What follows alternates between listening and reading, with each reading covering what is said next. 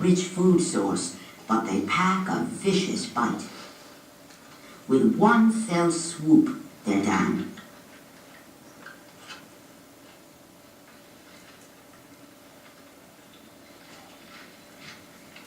At 8 years of age, her daughter still has much to learn.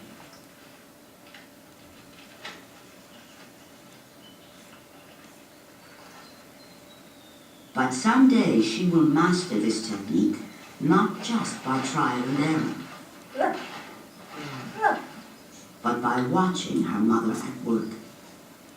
For the past 35 years, scientists have been watching and learning from her mother as well. She was an infant herself when she met her first human being, who named her Fifi. That human was Jane Goodall.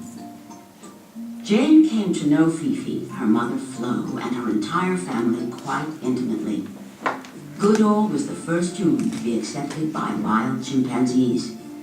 What she discovered revolutionized our concept of chimps and of ourselves. All across Africa, others have followed Goodall's lead. A second species of chimpanzee is studied by Takayoshi Kono.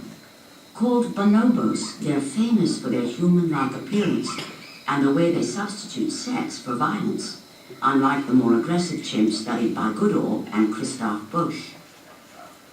Bush has unveiled hunting strategies and elaborate tool use among rainforest chimps, leading him to suggest these things might have evolved before our forebears left the forest. And Richard Wrangham believes he may even have discovered chimps practicing a primitive kind of medicine.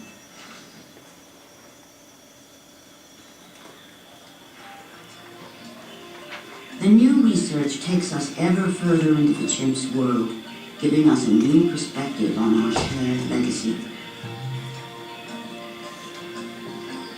Chimpanzees and humans sprang from the same primate stock. Our paths diverged only some 6 million years ago, with our human forebears moving on to the plains, leaving the forest to the chimpanzees.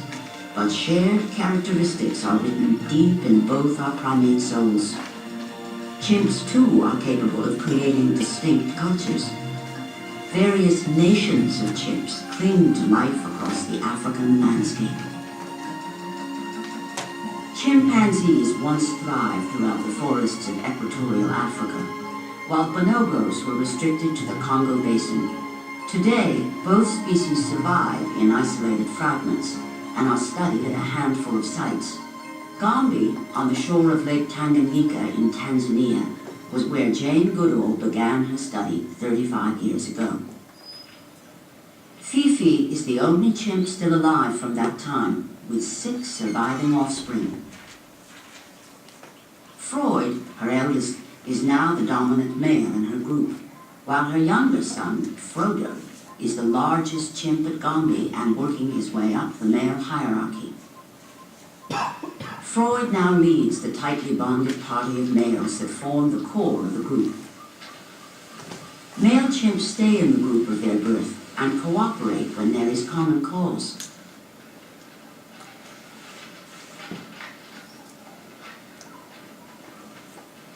Every week or so, the males form a paramilitary patrol to defend and test the borders of their territory. In single file and total silence, they follow their leader in search of trespassing neighbors. Hairs standing on end, they listen for the voices of their foes.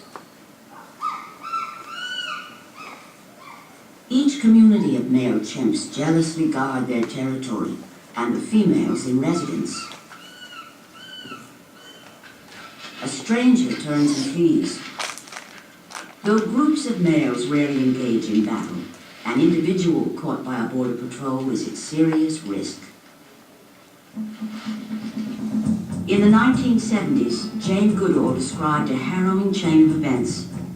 Her study group split in two, and over the course of 4 years, the males of one group systematically hunted down and brutally killed every adult in the other group. chilling evidence that warfare is a painful legacy from our primate forebears.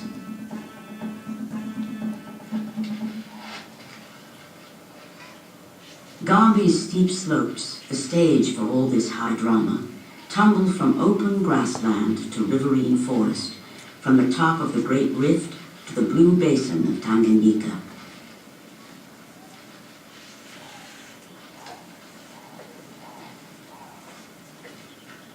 Today, a new generation climbs the path laid by Jane Goodall.